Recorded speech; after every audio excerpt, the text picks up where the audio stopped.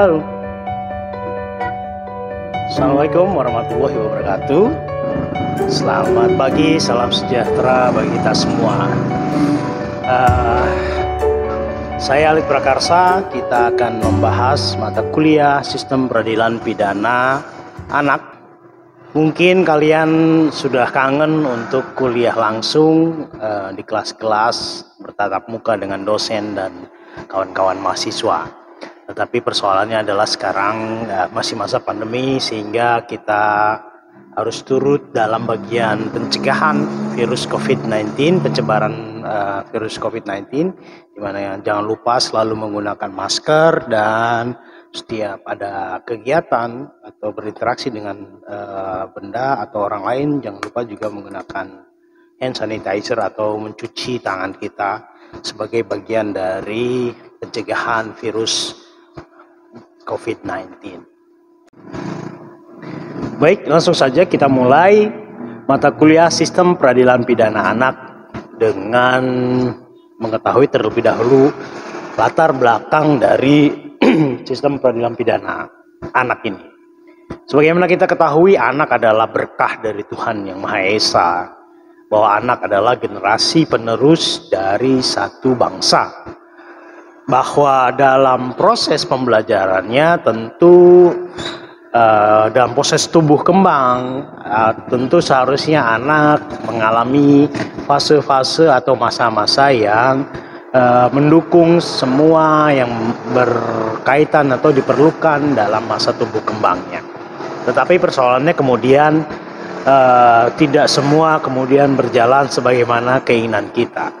Tidak semua anak hidup dalam lingkungan yang mendukung dia mendapatkan semua kasih sayang, pengajaran yang baik, dan juga tempat yang layak untuk mereka tinggal. Lalu kemudian kenyataannya ada juga anak-anak yang melakukan pelanggaran-pelanggaran norma sosial hingga kepada pelanggaran-pelanggaran norma hukum misalnya. Yang ini kemudian tentu masyarakat tidak tinggal diam, masyarakat harus melakukan satu solusi. Si masyarakat yang bagaimanakah yang seharusnya ketika menghadapi persoalan atau fenomena sosial yang berkaitan dengan anak yang dianggap melanggar ada hukum, lebih khususnya adalah hukum pidana. Ya, sebagaimana kita ketahui, kemudian ilmu kriminologi dan ilmu hukum pidana berusaha sebisa mungkin untuk melembutkan sisi tegasnya dia kepada anak-anak yang kemudian dianggap melakukan pelanggaran hukum. Contoh misalnya kemudian kriminologi dengan ilmunya tidak lagi menyamakan anak yang melakukan perbuatan yang sama dilakukan oleh orang dewasa sebagai kejahatan, lalu kemudian kami kriminologi menyebutnya sebagai juvenile delinquency, tidak menyamakan mereka sebagai pelaku kejahatan atau penjahat atau kriminal, tetapi sebagai juvenile delinquency, bagian dari kenakalan remaja. Baik. Lalu kemudian ketika ada anak yang dianggap melakukan kenakalan remaja, apa yang seharusnya negara lakukan? Kita sebagaimana ketahui, negara kita pernah membuat undang-undang tentang pengadilan anak. Lalu kemudian berdasarkan perkembangan keilmuan, lalu juga masukan-masukan dari berbagai pakar, juga memperhatikan berbagai aspek dari kovenan-kovenan internasional, maka sudah selayaknya kemudian kita perlu merevisi peraturan mengenai undang-undang pengadilan anak.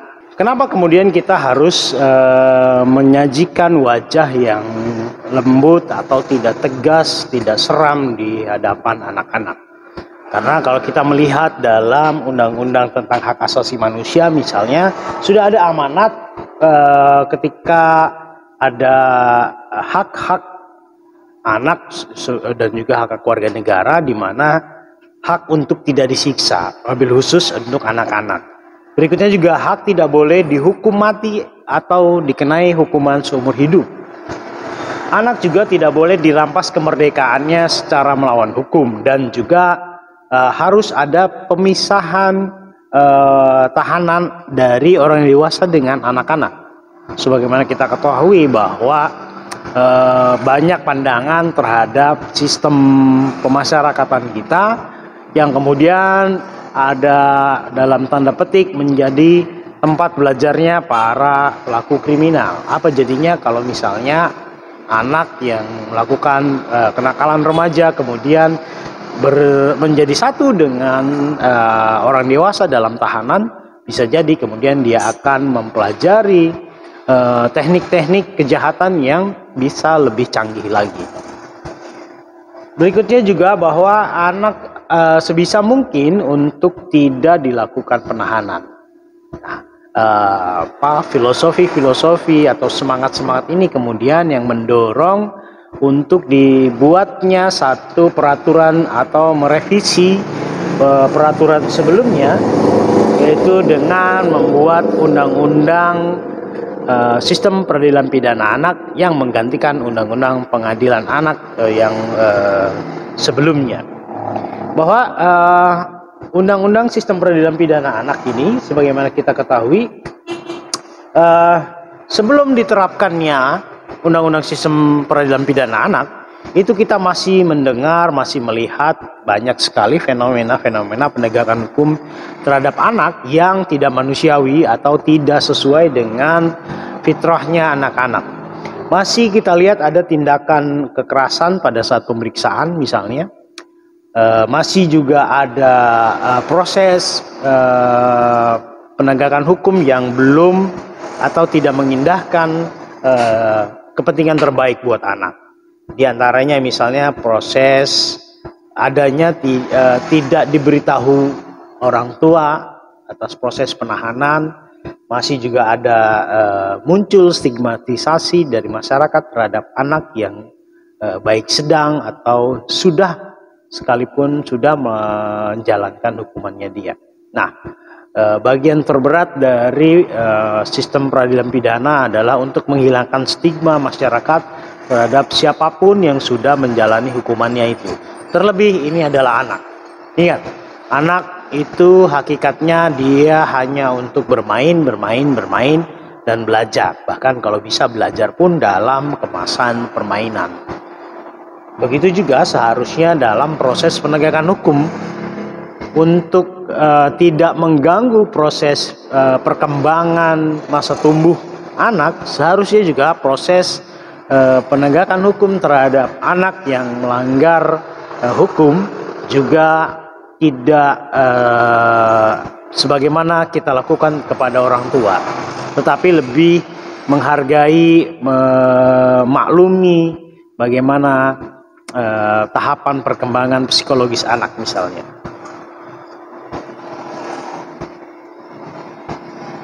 Dalam revisi Undang-Undang Nomor 3 Tahun 97 tentang pengadilan anak, setidaknya ada beberapa hal penting yang cukup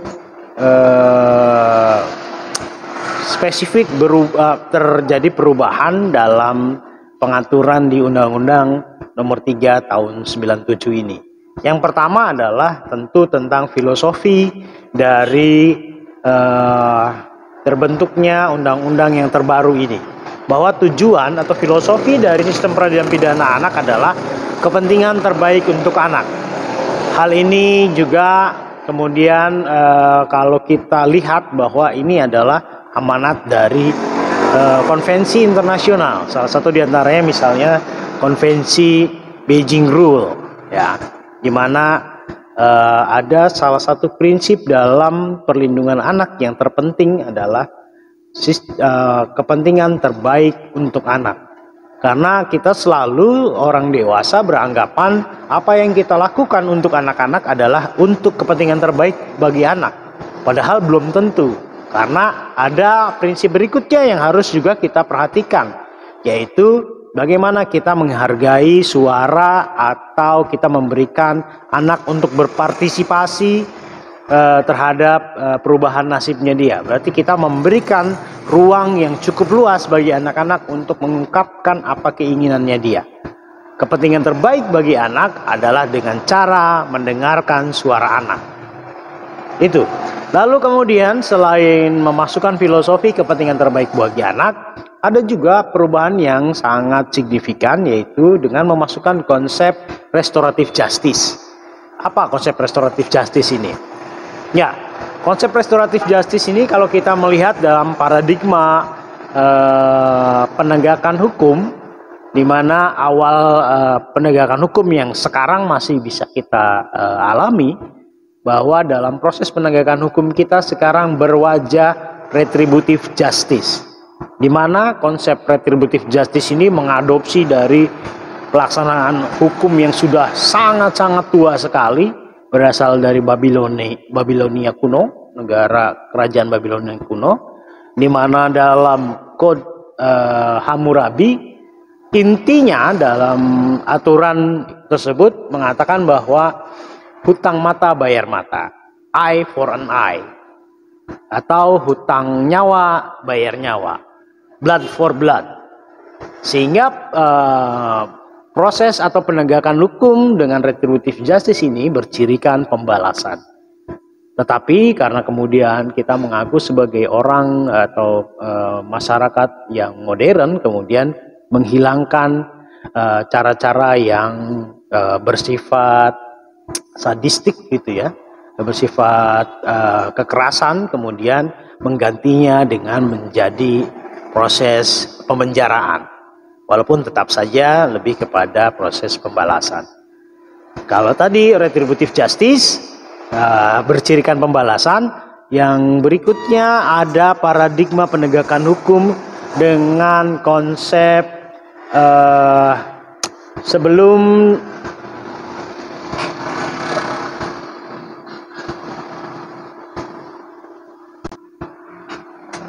ya, kalau tadi paradigma penegakan hukum dengan konsep retributive justice yang bercirikan pembalasan, kemudian ada bentuk atau paradigma dari penegakan hukum yang bernama restitutive justice, atau keadilan yang menekankan kepada pemberian ganti rugi.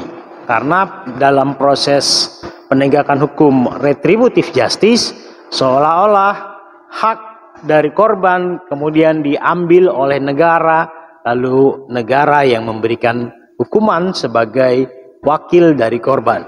Padahal korban belum tentu menginginkan hal yang demikian, misalnya bisa jadi.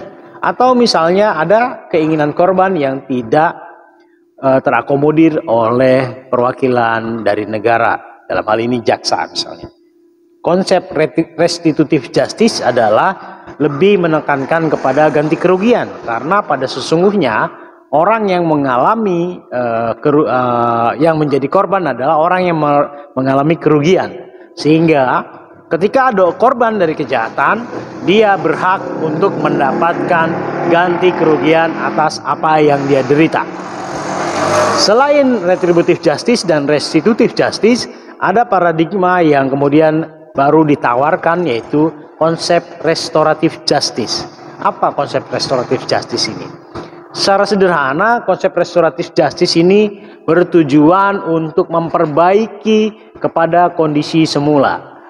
Kalau kita ingat dulu, ada adagium restitutio in integrum, kembali ke kondisi semula. Jika semula masyarakat berada dalam kondisi damai, tentram dalam bersosialisasi, lalu kemudian ada konflik yang terjadi karena pelanggaran hukum, seharusnya penyelesaian pelanggaran hukum ini adalah kembali ke kondisi semula, kembali ke kondisi mereka pada saat damai, tidak ada konflik sebelumnya.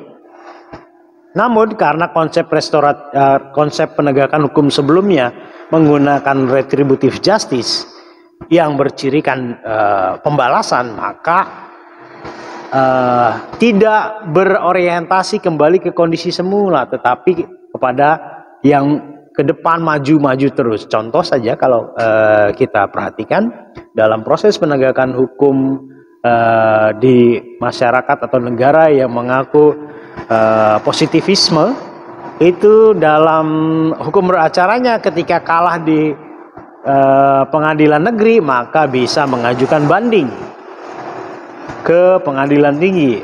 Sekalipun kalah di pengadilan tinggi, masih ada upaya lagi untuk maju lagi ke depan, bahkan ke Mahkamah Agung. Masih juga kemudian bisa mengajukan upaya hukum yang lain, misalnya untuk ke Mahkamah Konstitusi untuk melakukan judicial review. Jadi semua berorientasi maju, tidak kembali ke kondisi semula atau restitutio in integrum. Konsep restoratif justice adalah menghadirkan kembali kondisi semula atau memulihkan kembali kondisi semula. Karena ketika munculnya konflik atau adanya pelanggaran hukum, seharusnya kemudian hukum bergerak untuk menyelesaikan, untuk memulihkan kondisi itu semula.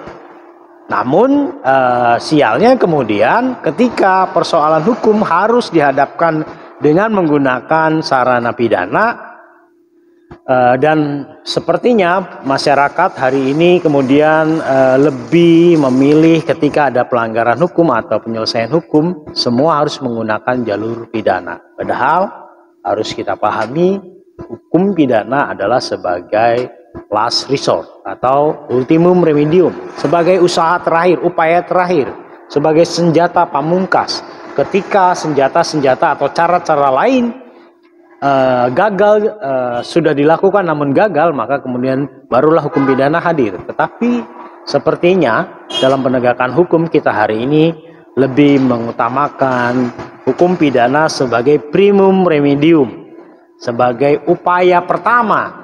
Sepertinya tidak afdol kalau tidak menggunakan hukum pidana.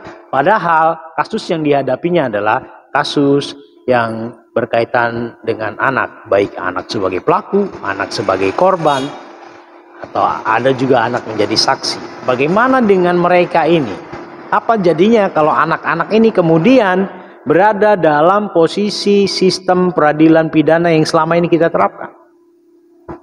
Yang kita tahu bagaimana masih banyak penegak hukum, aparat penegak hukum yang dalam upaya menggali fakta-fakta di lapangan masih menggunakan cara-cara yang bersifat kekerasan misalnya.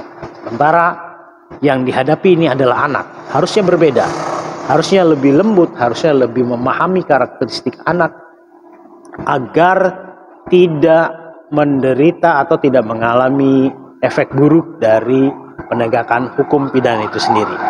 Baik, sampai sini ada pergeseran paradigma dalam hukum pidana, dalam penegakan hukum pidana, bahwa dimulai dari retributive justice, kemudian restitutive justice, dan restorative justice. Kita akan lanjutkan materi berikutnya.